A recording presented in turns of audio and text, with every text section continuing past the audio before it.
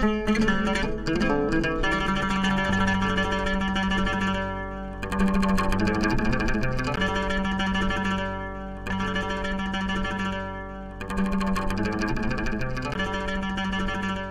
evening, everyone. Welcome to Youth Opportunity and Tech Panel. This is Somali Youth Festival 2024. I'm Karima Hanzi, and I'm honored to be moderating on today's discussion panel. We've got an amazing panel lined up in this today. We've got leaders in the tech industry who are passionate about helping young people build successful careers. If you're considering to get into the tech industry, if you're transitioning into it, or you're just simply curious about the opportunities that are available, you're in the right place today. So just to kind of give you like a quick panel intro, we've got Abshir Ahmed, who's the founder and technical director of Somalis in Tech. We've got Hamda Mir as well, the founder, the lead solutions integrator at GE Vernova and founder of Somali Women in Tech. And we've also got Hannah Abdi, who's the founder of, or I would say call her Hannah Codes, and is representing O1 founders today. And we've also got Hamid Mahmoud, a software engineer and also content creator who's focused on helping young people learn to code and get into tech. So just to get started, I just want to let everybody introduce themselves on the panel and just to kind of let them share a bit about themselves and their journey into tech. And then we'll get into, questions and Q&A and stuff like that. So if I could just, we can start from here, and then we can go onwards. Thank you. So hi, everyone. I am Hannah. I go by Hannah Codes online. I've been in the tech space for about, I'd say, 10 years now. I'm actually the head of technology at O1 Founders. I also used to be part of CADE for a good time period. I did most of their technical stuff there as well. But I do a lot of work with the youth, I do a lot of tech events, quite ingrained in this space. Yeah. Thank you. Assalamu alaikum all. My name is Hamda. I am a lead services specialist for GE Vernova, which is an energy company. I work on a software that manages electricity distribution, which is quite fun. I've been in the industry for about 8 years. I came into tech doing an electrical and electronic engineering degree. I didn't want to do masters, went straight into internship, and then I've been working ever since. My passion is to empower women in the industry and also to give space and empower the youth to work in tech as well and see where I can give back to my community. Assalamu alaikum. My name is Abshir. I'm a software engineer, currently working at a startup called Pop AI. I've been software engineering now for, around 7-8 years. But my background is also in electronic engineering and telecommunications, but transitioned into software. I'm one of the co-founders of Somalis in Tech, a community that exists to, empower our community and to, bridge that gap and make access to tech very easy for Dadkana. That's me. Assalamu alaikum rahmatullah. My name is Mohammed. I am a late bloomer, as they'd say. I started software engineering about 2.5 years ago. I was a mechanical engineer, didn't like the field, and made the transition via bootcamp. And as people have stated, one of my passions is that the empowerment of people that are disadvantaged, and children and people that come from disadvantaged background, really and truly. And yeah, that's me. Thank you so much. That was all amazing introductions. And I just kind of want to before we get into questions and specific questions for each member of the panel, I was just thinking that it would be a good idea to maybe ask you, if whoever wants to kind of jump in, because this is a panel discussion about what kind of inspired you to get into tech, and what kind of opportunities do you think is inspired you or made you feel like you can get into tech, or what motivated you to get into tech. So whichever one of you wants to jump in. I'll just pick on Abshir then. He's in tech. Thank you. So for me, I've always been curious. I've always been the type of person that will kind of try to understand how things work. I would be like the go-to IT person in the house. When the TV's not working, fiddle around with the wires, get the antennas working, all that. So that's like how I kind of grew up. And then I went into university, studied electronic engineering, and went into like research around radio frequency design, around 5G millimeter wave stuff. A lot of people, I don't know, during COVID they were saying 5G gives you COVID. It's not true, So I was doing that for a while, but most of the what I realized is most of the good jobs in electronic engineering, especially RF design, were outside of London, and I'm based in London. I have a family, I have kids, so I thought to myself, okay, where do the opportunities lie, where I can kind of work in London, and software engineering kind of popped up. I didn't really like it at university. I hated those modules. It was just so abstract. It was just very confusing. So I was like, no, I'm not going to do that. I'm going to do electronic engineering, build circuits, But, life kind of directs you in a certain direction.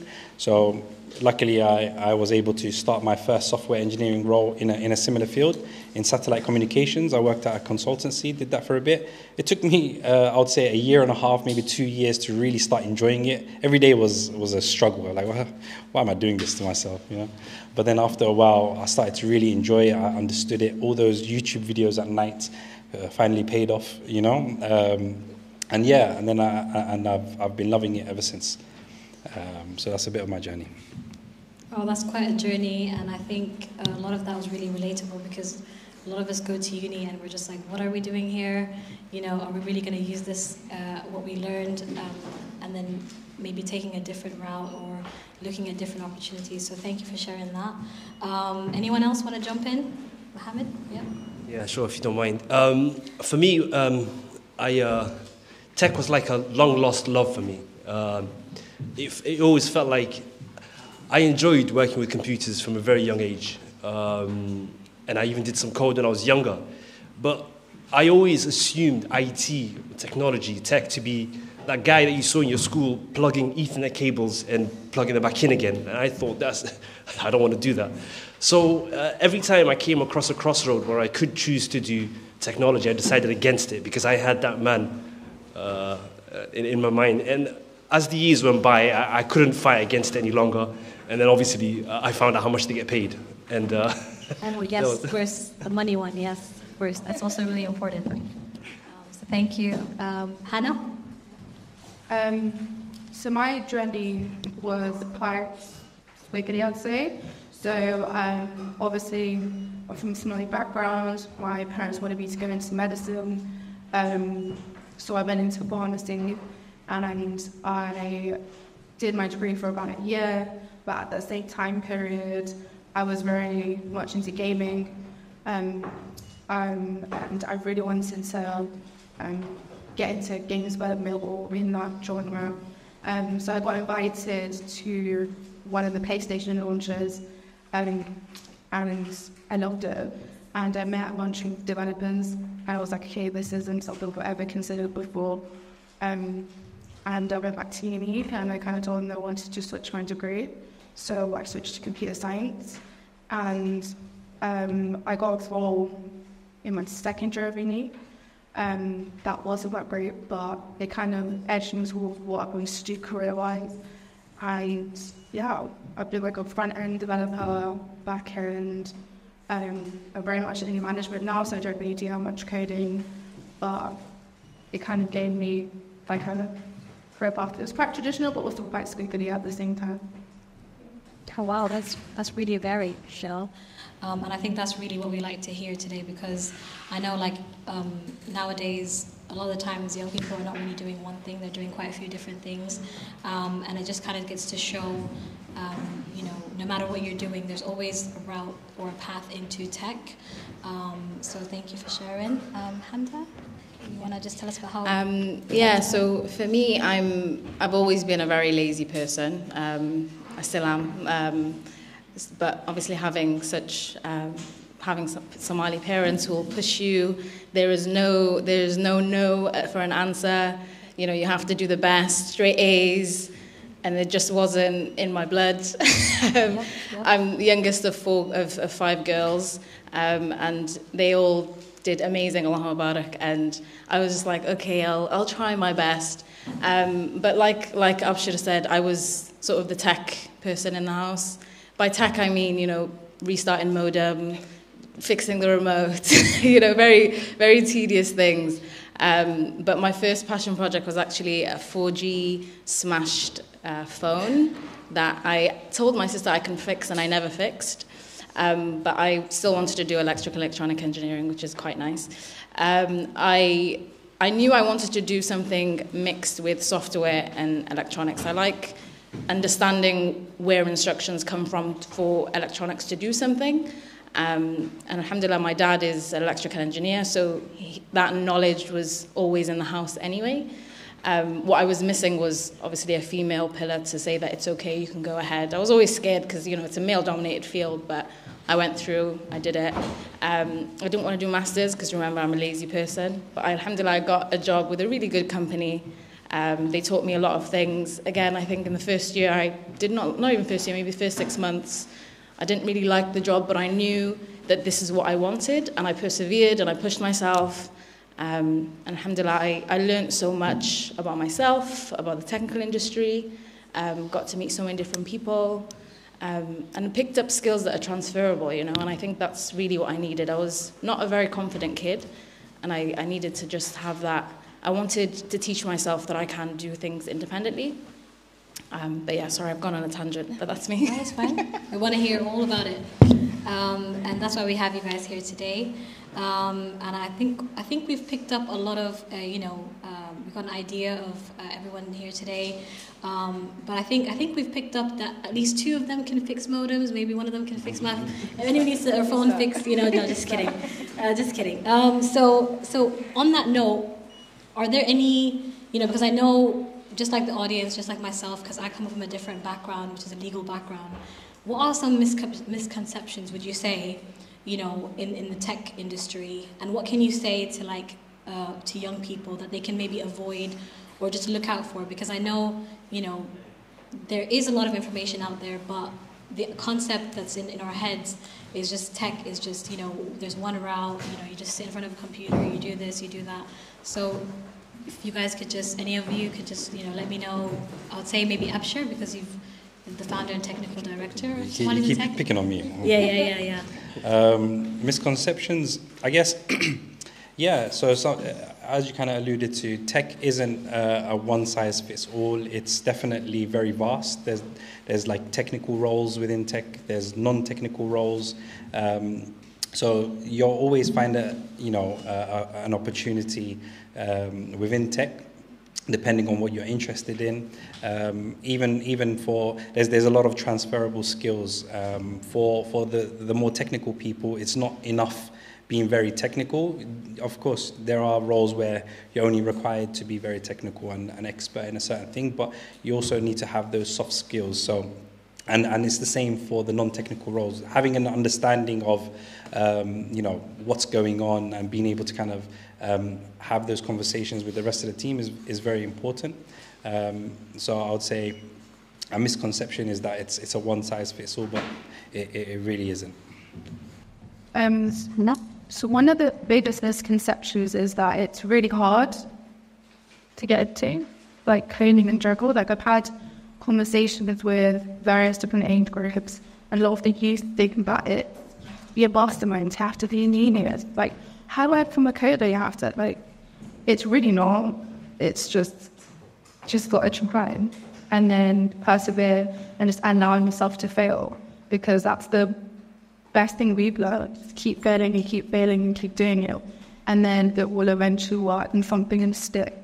And the roles that are high paying are not the only ones that are you're sitting in front of a screen for 12 hours a day.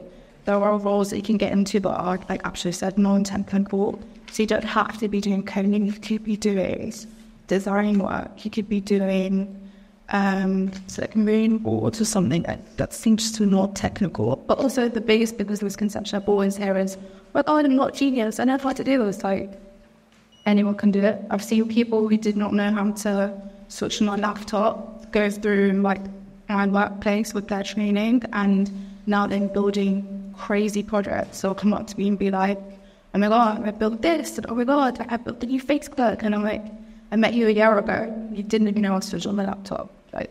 And these are older people as well. So it's not that difficult to get in. You just got to try. Yeah, that's great advice. Just don't tell our parents and that, then now all of us are going to end up in tech. But no, I'm just joking. But that's really insightful. And I think, thank you for sharing that, because I think in the day and age, it's easy to have a misconception. It's easy to be afraid to get into tech because, for example, you don't know much about it, or it just seems like it's really hard to get into. But I think having those resources in place and just going out of your way to maybe like even just turning up to these kind of events gives you like a big step ahead in your career. There's just one thing before I kind of dive into, but I think I just want to get started on something that is probably on all of our minds, which is inclusivity and maybe just focusing on that. So I know Hamda, like in your work, you're more focused in creating inclusive pathways into tech. Can you just give us like a bit of how it is that you try to do that, and what kind of opportunities, for young people, let's say from underrepresented communities, and how they can enter into tech from your own experience? Yeah, so for me, I think when I first started to try and look into the community, I based most of my outreach on experience and lack of representation that I had. So being open about what I do, albeit, sometimes I felt like I wasn't the best engineer, but I would still, it helped me with my imposter syndrome that I am a engineer in the industry, and I am working and I'm doing projects and I'm completing projects successfully. So for me, I think when I look at socials or events, it's more so to do with the empowerment of women. Showing them that it's, showing them the can-do attitude that anything is possible, and also showing, like, maybe being vulnerable with them. I think I do a very good job at being vulnerable with people when not too vulnerable, of course, but being vulnerable with people when I talk about challenges in the workplace, for example. Because if I don't do it, then they're always going to think that that problem is just me and I'm the problem, and maybe tech is not for me and I'm going to go back and be unemployed, which, I mean, if that's if that's what you want to do, you can do that, but I don't think the reason for an experience should be without speaking to a community, a like-minded community. It's the best way to learn about each other, to learn about how to overcome certain challenges. Actually, a friend of mine was telling me about how in the workplace there's this particular guy, because obviously whenever I face anything, there's always since I'm in a male-dominated field, usually, and there was a particular guy who whenever he didn't understand something, he would just walk away. So he wouldn't respond or say anything, he would just walk away. And she used to think, oh, maybe I'm stupid, maybe my question was stupid. And, upon reflection, she realized maybe he actually doesn't know the answer and he doesn't want to bruise his ego. And, it takes conversation and reflection to do that.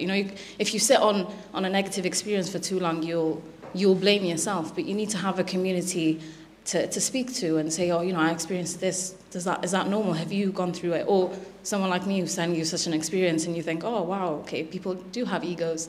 So it's about creating a safe space to let people get to know each other, I think. Yeah. Thank you. That's a lot of good advice, and I think, like you said, there's a lot of times you just, whenever, to be honest with you, this is quite common in most industries, but I think from your experience, like from what I've heard, I can tell that it's easy to feel like you don't know what you're doing, or you might have imposter syndrome. But it's just important to just keep persevering, keep getting as much information and knowledge as you can, but also maybe getting a mentorship or joining a boot camp. I know that you guys in Somalis in tech, you guys have mentorship programs. Can you guys just give us a bit of an idea about how someone who's they can just join you guys, or where they can? Yeah. So recently we released an initiative for mentoring called AWI. We'll share the link for it. But it's essentially what it does is that it pairs people who want to be mentored with professionals in the industry. And that allows you to have a friend, a confidant, a peer, a mentor, a point of contact for anything from learning a new skill. Do I need to learn this new skill to be successful in an industry? Or I experienced this, does that sound normal to you? Or how would you overcome certain challenges? So it's like Karina said, it's quite important for you to navigate certain parts of the industry. Having a mentor, having a friend that is in the industry as well is quite needed, and that's sort of our aim. That was our aim with AWI, for us to AWI you, not me using Somali word as an adjective or a verb rather. But yeah, it's a mentorship website basically. Have anything you'd like to add on that? No, yes. So Hamda, she covered pretty much everything, and I guess it came about as from demand from the community. So as our community grew, there were requests for mentorship, and initially we would be doing like manual matching people up to a mentor, and that clearly doesn't scale. And so we leverage technology. So, and we've got some bright minds within the community. So we built this product where you can, find a mentor in whatever industry. I know Minna, who's also part of Cage, she's on the platform. She reached out to me recently, saying, Abshir, by the way, someone reached out to me, trying to get into healthcare. I'm like, yes, this is incredible. So Anaga, our responsibility is to, cater to our community, and alhamdulillah, we try our best, and the rest is on the community. Like in this life, nothing is handed to you, so the responsibility to take that initiative and to go reach and take advantage of things that are available is on every individual. So we'll come out, we'll do our mas'uliyah. Thank you so much. And that was, I wanted to, if we can just get it on the screen. I don't know if they have it, they might have it.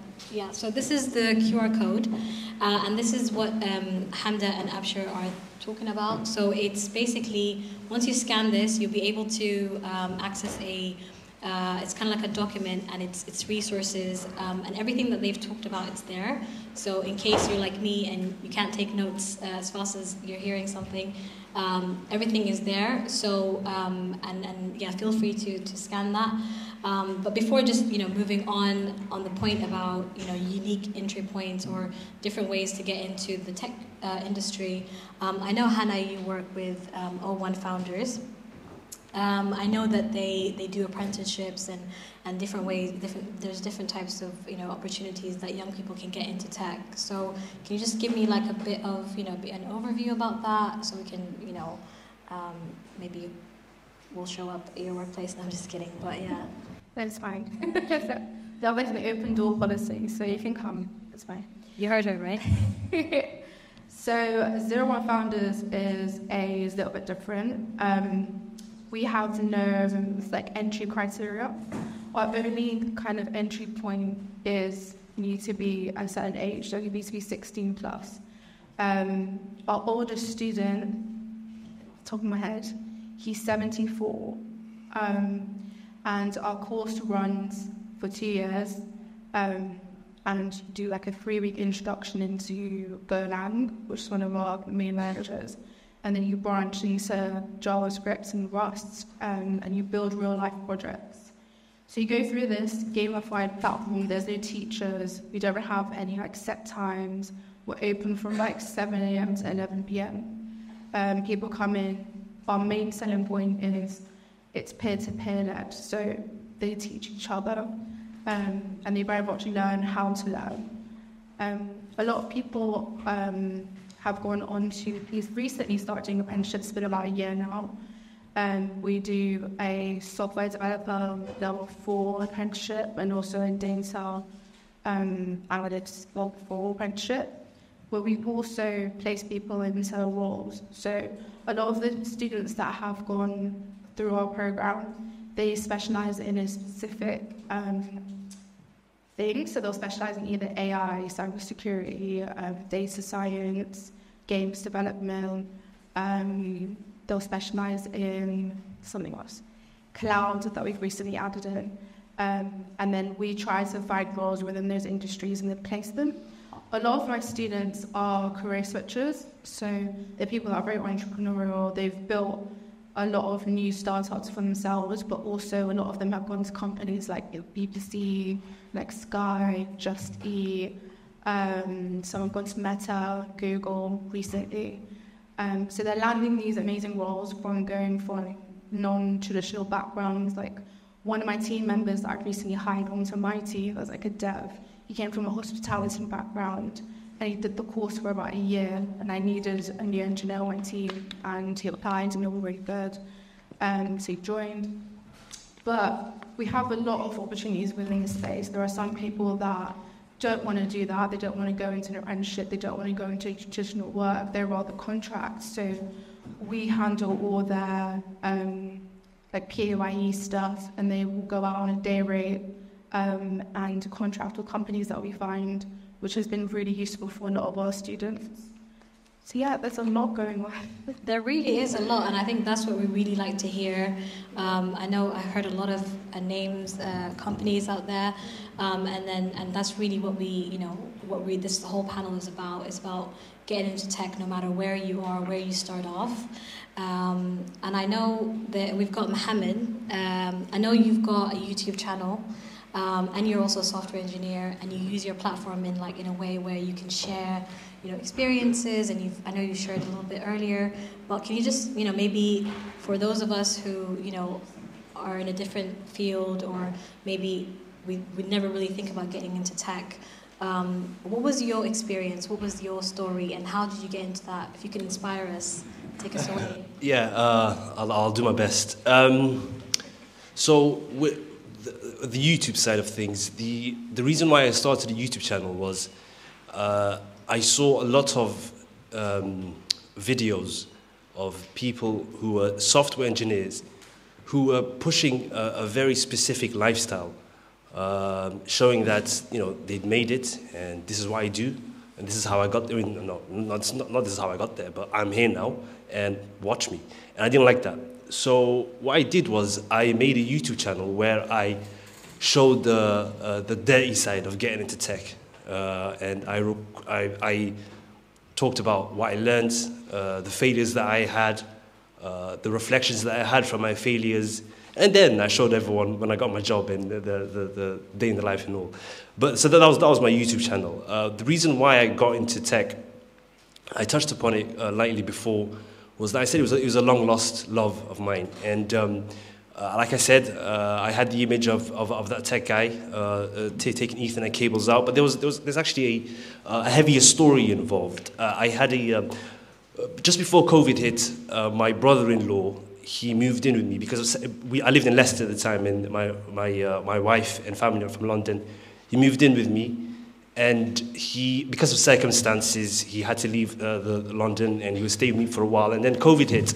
And during that time, obviously, he's in my house. He has to talk to me, and we got very close. We got very, very close with one another.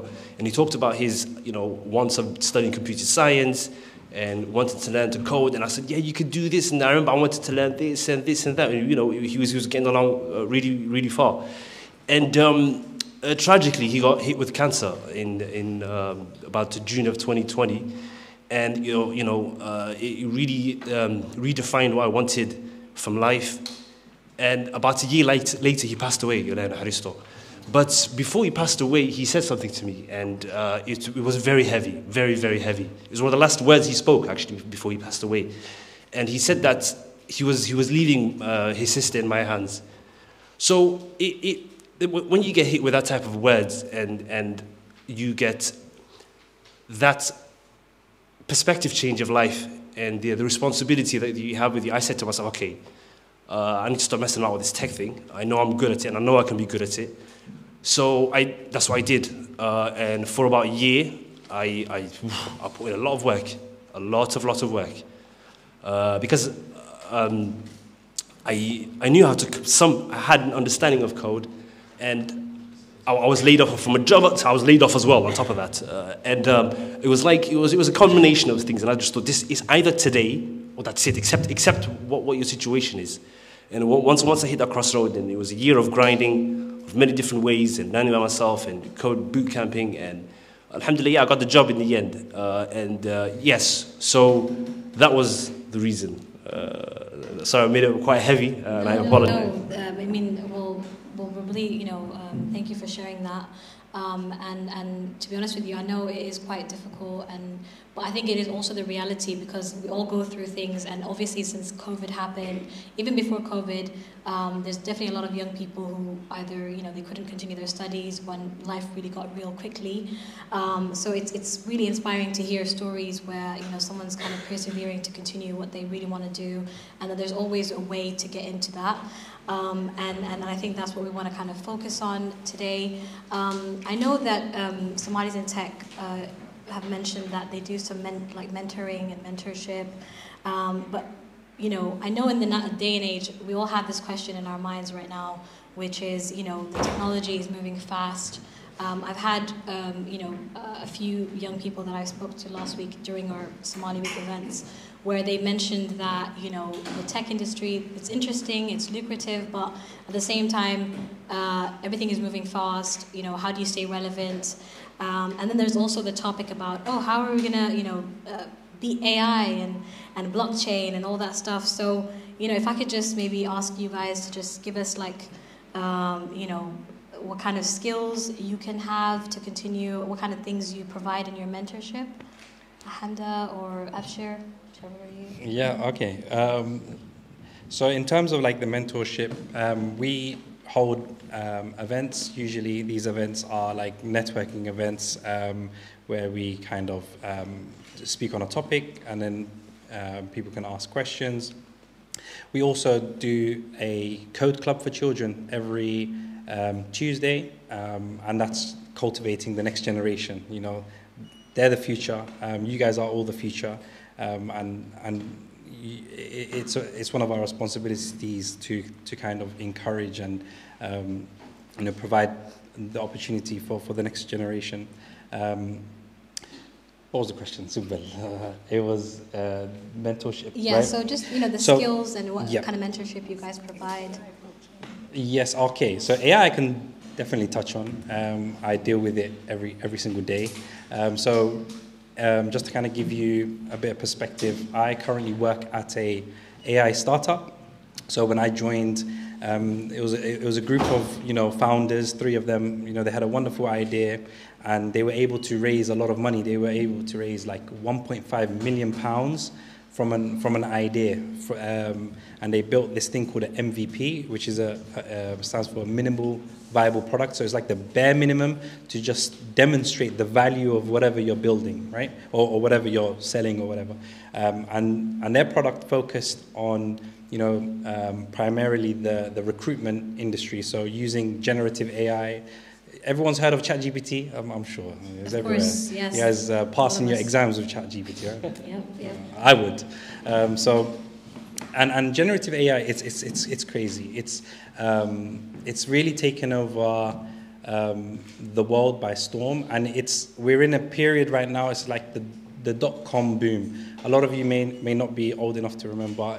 I can't see the audience, but I'm assuming there's a lot of young people here. But the older ones will definitely remember when the Googles came out, and in the early 2000s, and Amazon, came out, and it was a really ugly website and all that kind of stuff. But that was a very game-changing moment in I guess life, right? It's changed the world that we're in right now. we're in one of those moments right now with AI. And AI has existed for quite some time. You know, you could kind of play a game, like if you play a chess game and you're playing against a computer, there's elements of AI there, right? But you wouldn't call it AI, but at a time it would probably be called AI.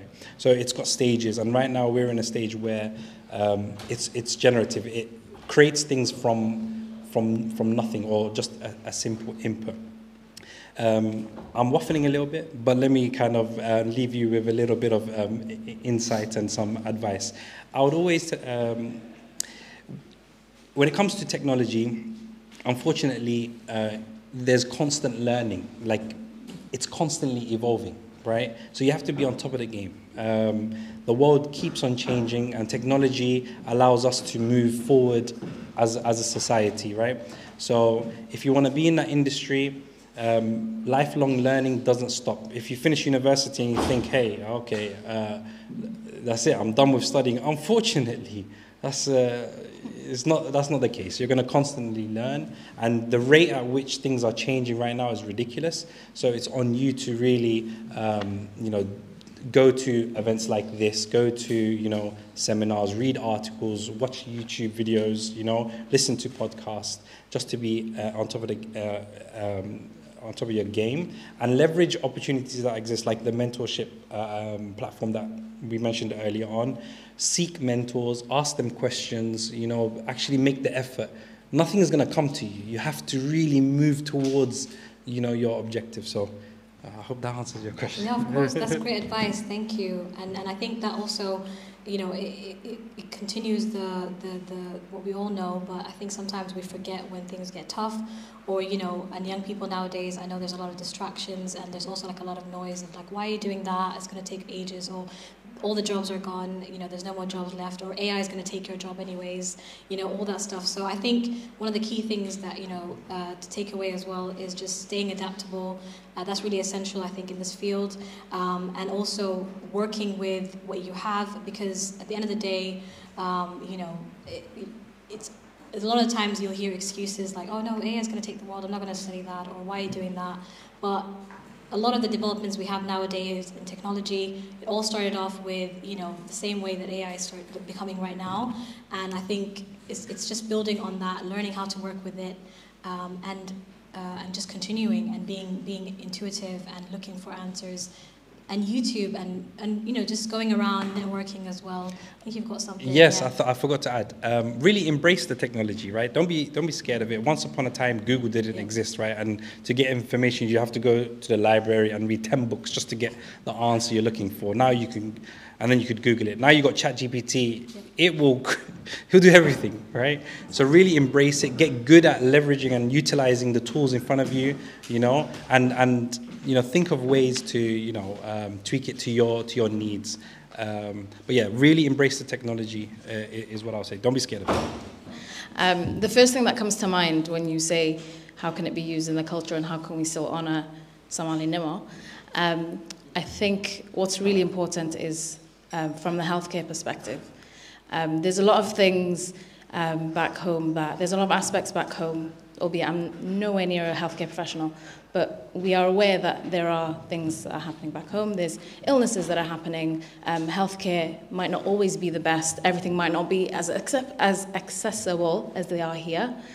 But having data points as to how many illnesses there are, how they're found, where they live, their lifestyle, their diet, their surroundings, their hereditary, what's in their family line.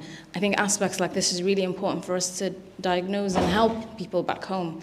And often, it's a very Somali thing to say, Ilahi bana'awen, we'll leave it to da'ab. It's not. So exactly. So OpenAI is the company we're talking about, and I guess definitely look into these companies. You have alternatives like Anthropic, for example, and they're very big on security and just doing things the correct way. Unlike OpenAI, where Sam Altman actually got fired from the board, so like there's a story there, right? And that is one of the side effects of moving really fast and building a product, putting it out there to the world, and then then you work backwards, right? So that there's all like in tech, in life in general, there's always, pros and cons, and that's why we need, legislation and things put in place to kind of ensure you don't leave these decisions to these companies, right? It needs to be put down in law. So in recruitment tech, for example, us, we don't. So it's not. I don't know if it's law yet, but you cannot allow AI to kind of make decisions for you, where a human, would need to take decisions. So in recruitment tech, so we like analyze CVs and have conversations with candidates and things like that, and it gives a lot of power to the system. But we built the system in a way where there needs to always be a human in the loop. Whether there's legislation or not, you kind of have to do things ethically from the jump, right? And that responsibility lies with every person building anything, right? In the food that you make, for example, if you're in the kitchen, you've got to make sure your hands are clean. So that responsibility is on everyone, but there has to be like laws and legislations to kind of enforce that as well, and punish people who don't kind of follow through. Wallahi, absolutely. That's a very good point. And that responsibility lies with those who are kind of, making these shifts. Like in the NHS, like they struggle with it, right? I have to kind of book appointments for them on Dr. IQ app, which is really daunting for someone who doesn't really use the technology. So that's why solutions need to be kind of created by us, by the community, who can really champion and have the understanding and have the, they really know the problems that our community are facing and come up with solutions that make life easier for everyone, right? So, for example, even if we can leverage like AI or these technologies to, maybe our family members could kind of talk into the application in Somali, and it will understand it, and then it will, transcribe it in a nice way, so that when they go to the doctor already knows exactly what your ailments are. These type of solutions can come from us because like we feel them, right? But technology is a tool. We use that tool to kind of it can be obviously be done in a good way or a bad way, but it's a tool just like any other tool. I can go to Liverpool right now. I can either choose to walk, I can choose to take a bike or a car or a train. These are all modes and tools that you can kind of leverage. And technology, at the end of the day, is the same thing, right? It's a tool to kind of solve problems, and it has to be, used. Yeah, just to, I think also I think you guys are also eager to also answer. But I think it's a really like valid and interesting, point, and it's just, I think there's an aspect of, just like Abshir said, there's always going to be, fear of new things or how these things are going to work. There's always going to be complications. There's always pros and cons. But I think with any development, throughout existence of humanity, whenever you develop a tool or you find it, let's say, you make use of it, you learn how to work with it. Sometimes it might not be, it might not be easy, but there's always ways to learn, just like how we learn how to drive and how we learn to fly planes. But also on the point about, people living in places where they don't have access to that, or even depending on, when you have access to technology. I know Hannah mentioned that there was someone who was 74 who was getting training and mentorship and apprenticeship at One Foundry. So there's nowadays, I know that the barriers are still there, but there is a lot more access to our community members, no matter what your age is, no matter what your background is. And I think that's the point that we were trying to kind of highlight today. And I think you guys also had something on that point. It's quite interesting. I just wanted to say that although this is not a solution for now, but this is one of the reasons why we need diversity in the workplace. Yep. Not like HR say it, but for reasons like this. They won't necessarily understand the difficulties that we will have in our community. Yep. They might reach out, but they might not do a very good job at it. But if someone from your home or someone that you know in your community understands, they needed the app and she couldn't use it, maybe we can add a Somali language on it, or some sort of feature that will help, will only come from people, in our community. as well as people outside, hopefully, inshallah. But this is one of the reasons why diversity is quite important in the workplace. Yep. So real quick, I think at the level of GCSE, it's important to do what you enjoy, not focus on 10 years from now, because it's very daunting. Even now as adults, with all the different parts of tech that is out there, it can be incredibly overwhelming. So focusing on, you like IT, do IT. You like maths, do maths. You like physics, do physics, and excel in it. And then when you reach A-level, you will see the same passion sort of cascading down that way, or upwards. Sorry, I don't know what the word is, upwards. But, it's sort of like a domino effect. That's what I'm trying to say. So I think it's important from a GCSE point of view to not overwhelm, I think, at that age with... I don't have kids, though, so I don't... Manta, I got a mic for... So I'm so sorry. No, go ahead. So I'm in that position right now. I have a 15-year-old son, right? He's doing his GCSEs right now. So, and one thing that I've take responsibility for, on myself and my wife as well, is we don't pressure him in a career or a job now, like you don't know what you want to do. It's just kind of leaning in on your skills, the things that you really enjoy, and then doubling down on that, And yes, we live only once, but you can kind of shift, you can move. There's no, you're going to do this job and khalas, you're stuck with that. No, that's not true, right? So it's all about doing what you really enjoy, exploring, after GCSEs and A-levels, then hopefully university, maybe apprenticeship. There's no right or wrong answer, right? Because later on, when you kind of go into the workforce, you might really enjoy it, you might not like it, but being flexible is an okay thing, So, and at this age, of GCSE, A-level, putting that much pressure on these little minds it has detrimental effect as well. So it's like encouraging them, befriending them, and be like, hey, these are the opportunities that are available, and using this type of resources, leveraging the internet, really checking out, what's out there, what type of skills that you have might fit into these type of industries, what are the prerequisites for these type of roles, not just tech, anything, right? At the end of the day, I see life as a, when you play in a game, you're always leveling up the character, right? And then you go to the next level. Every time you learn something new, you're getting better, you're leveling up, right? And that never stops, and it doesn't stop after GCSE or after A-levels or after university. So explore, have fun. Sorry, if I can... but I think that... I apologize, I can't see who you are. I don't know if you're older than me or younger than me, but I'm going to answer the question very directly, so I apologize if I offend.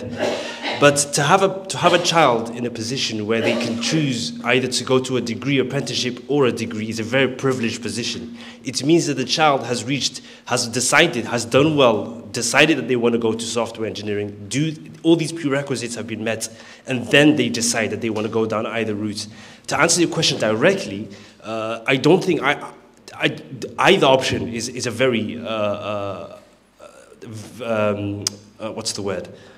Viable option. I think either option. We've seen people that have gone down degree apprenticeships, or just apprenticeships directly, doing very well, and people who have gone through the university options do very well. Ultimately, the underlying prerequisites is hard work and knowing what they. It's very difficult to get a child to know what they want, but to be able to know their weaknesses and strengths, and being able to choose the path that takes their strengths accordingly. I hope that answers directly. Thank you. I would say doing the degree apprenticeship, one, because we will leave with a career spec on your CV. You've left without debt. I know a lot of us aren't still in debt till now. And you'll get into a job a lot faster. So I'd say the degree apprenticeships are the way forward, especially for a young person right now. I know I would have jumped at the chance if that was around in my day. So yeah. I completed a boot camp in April 2022. So I think I understand the situation that a person who's finished the boot camp is in. The advice that I would give is that when you're coming out of a boot camp, just know the harsh reality is that a lot of people are coming out of the boot camp with you. And if you are able to, and what will happen is, as you're going down this road of trying to persevere and trying to get a job, you will find yourself very isolated because not a lot of people have been going through what you've been going through. And the best advice that I can give is that the best thing you can do is get involved with Somalis in tech, have your face shown, get involved with a lot of different communities, speak to them, speak to the people there, find mentors. I think Abshir, the panelists have mentioned that none of this stuff is going to come to you. And that's the harsh reality. Completing a boot camp isn't a right to a job. It just means you're allowed to enter the race. So I would one of the harshest truths that I had to learn was that my CV was crap. Some of the applications I put through were crap. The cover letters I was putting were crap. And I had to come to terms with it. And it's very difficult. It's very difficult because it's very easy to blame the system. And these people don't want me. And, you know, the usual. But coming to terms with yourself and understanding your weaknesses and seeking help in your weakness, whatever that is, and looking for people and asking and getting yourself involved, having your face known. It could be that someone that you've spoken to, I think Hannah mentioned that one of the people at her place needed a job, and she needed a person that could work, and she got someone in. And that's because that person was involved. It requires a lot of involvement and walking down a very difficult road. I apologize for taking so long. I'd say right now, if you've just completed the boot camp, I can't see you. It's so bright, we literally can't see you guys. Right now, the market is really, really bad to get people into roles from boot camps because everyone's building the similar projects, that calculator app, that weather app. It's the same projects again and again and again. I would say, in order to leverage what you've learned from the boot camp, get some people that were on the boot camp with you, build something like real life and tangible that's really cool, that you think is really cool, and you can describe that till the cows come home during your interview and you wow them with it, not just, oh, I've built a calculator app, it works.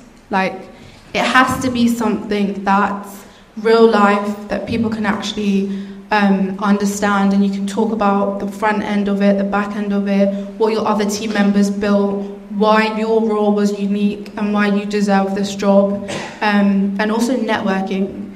Like he said, one of my students got a job with me because he was coming to events that I was doing all the time. He was putting his foot out and talking to people. He was networking. He was getting involved. If I needed extra hands on something, he was coming on board. And it was like, hold on a minute, I need someone. Let me see if he's looking for a job.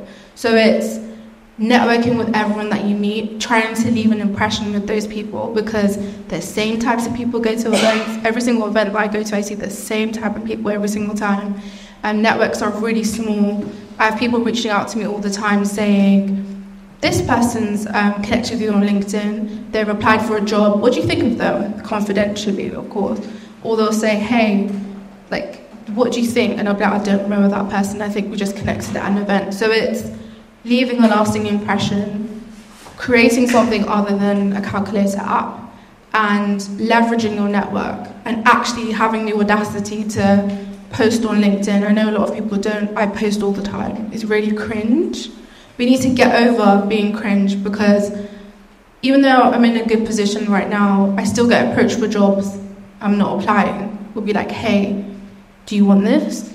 Like, we can do one interview round. Do you want it? Like, it's about networking, being cringe, and being open. Yeah. I'm so sorry. If I can add to that, I'm Well, so sorry. We love engagement, so go ahead. Once again, I apologize. I'm taking over this mic.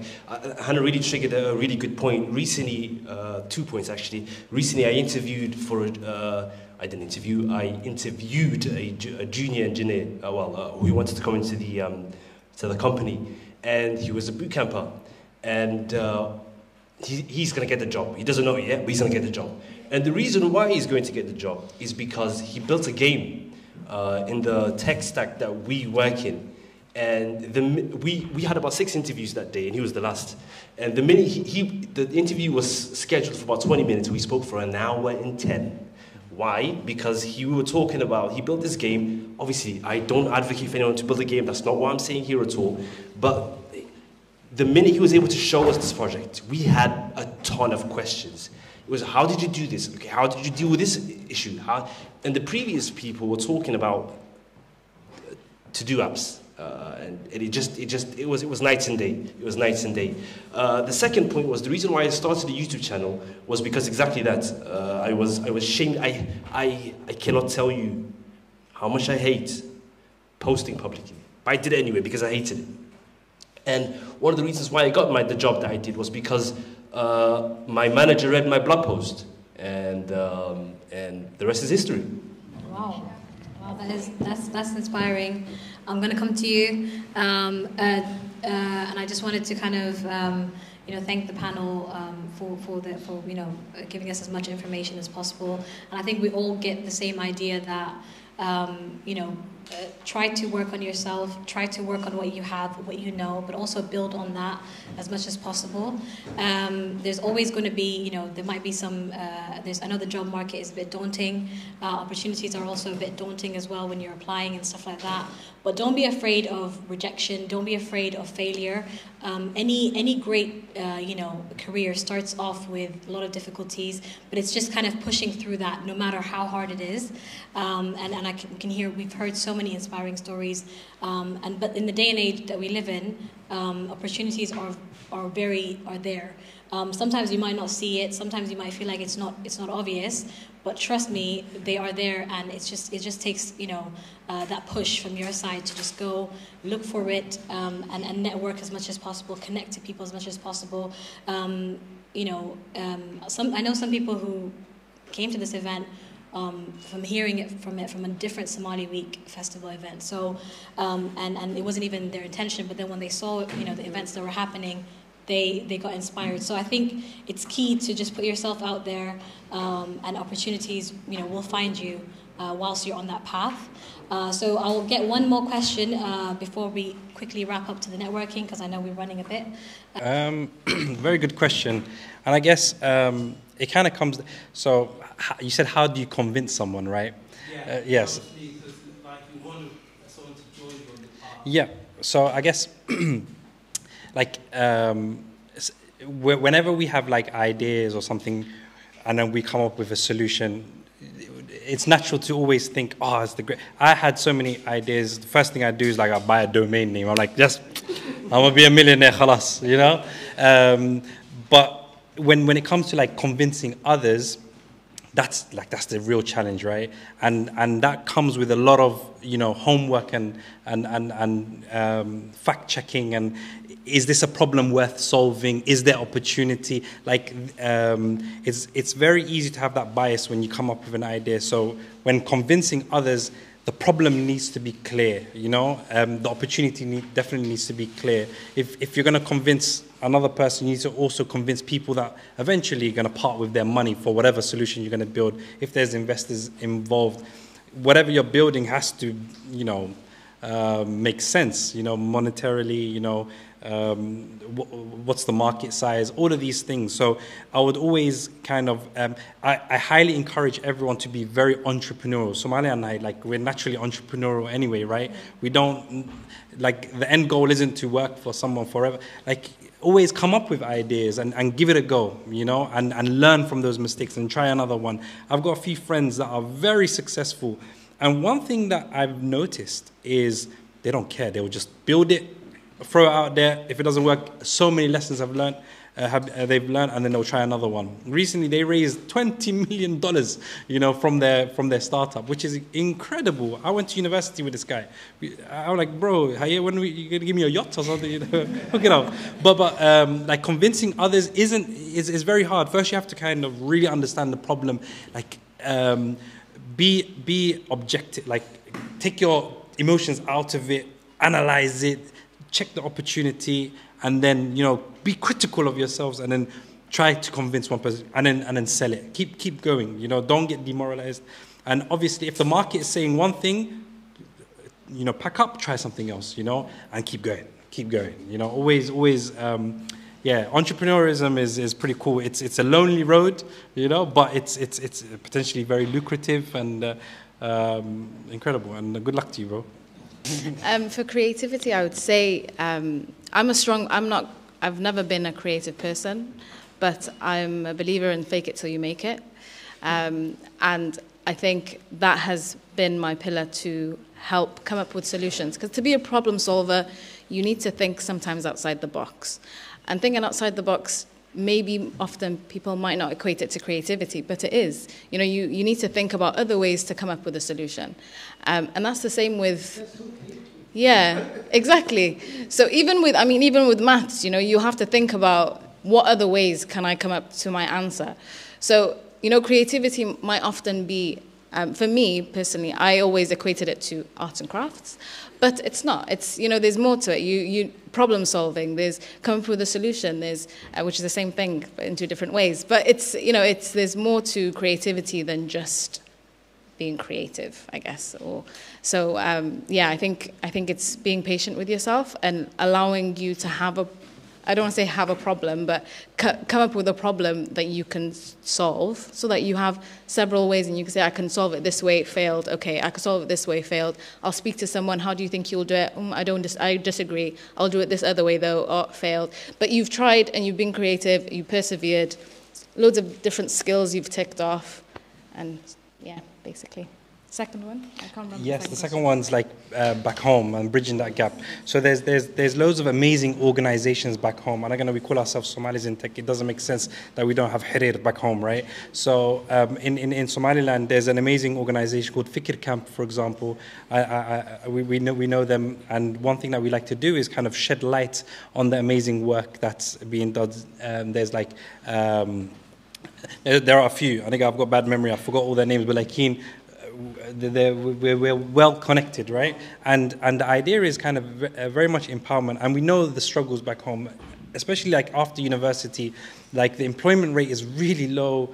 And these are like challenges that we want to kind of be able to, contribute towards solving, right? And that's like on the next phase of Somalis in tech. And we've existed now it's come up to 5 years. And alhamdulillah, I feel like just our pure existence has served a real good purpose. And we were able to be a beacon of hope for a lot of people. A lot of people have found jobs. A lot of people started businesses through that. And we've connected. We had a few events back home. But now we're in the next phase where we want to be very impactful and work with, organizations back home, governments, and try to tackle issues that affect us. But we need a lot of help. And we need people who are close to the ground, people like yourself. We need people to kind of, basically. It's a lot of work, but I feel like these issues, we definitely need to tackle them. Thank you so much. That was, I think, the best kind of closing answer and the best closing question to what we've been discussing today. And it's all about the community at the end of the day, and it's always about helping out as much as you can. Of course, work on yourself and do what you have to, but also giving back. I think you always get that inspiration from giving back, and that the fruit of that is actually what makes the work that you do stand out and be better for you and for the community. So before, I know we've run out of time a little bit, but I just wanted to thank our panelists today for their thoughtful contributions. And I also wanted to thank the audience for the engaging questions, very, very, mind-blowing questions and enlightening discussion. And I just really hope that you all leave here inspired today and equipped with, at least that, that idea or that faith that there's, you should seek what an opportunity, whether it's in tech or whatever it is, but and never giving up and having hope, and also remembering your community and how much you can help. Before we wrap up, I would like to remind everyone about the QR code that we've got here. If it doesn't work for you, or you don't have it's not accessible to you, please come to us. We'll give you the resources. We've got the link. We've got access to it. Also, just on a slightly different note, we are, at the end of the day, Kite, Somali arts and culture, and it's very valuable to us for us to have feedback of, for example, the events that we have.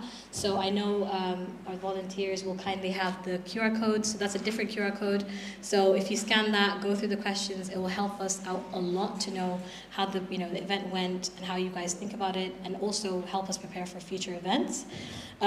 Also, I know you're aware of the events I don't know if you're aware of the events that are happening in the next few days, but we do have, we just wanted to mention there's a film called Amina, and it just premiered on the 17th of October, and the director is over here. You could just, go ahead in the room with us, Woo!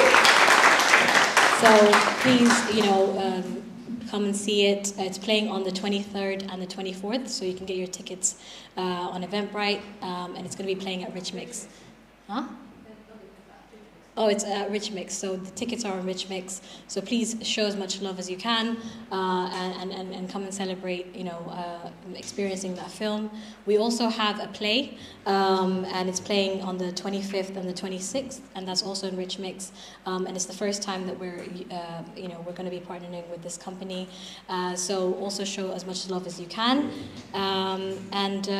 So before all that, before we wrap up, I just want to give you all the chance to mingle, network as much as you can with our panelists before we wrap up. And it was great seeing you all, and thank you so much.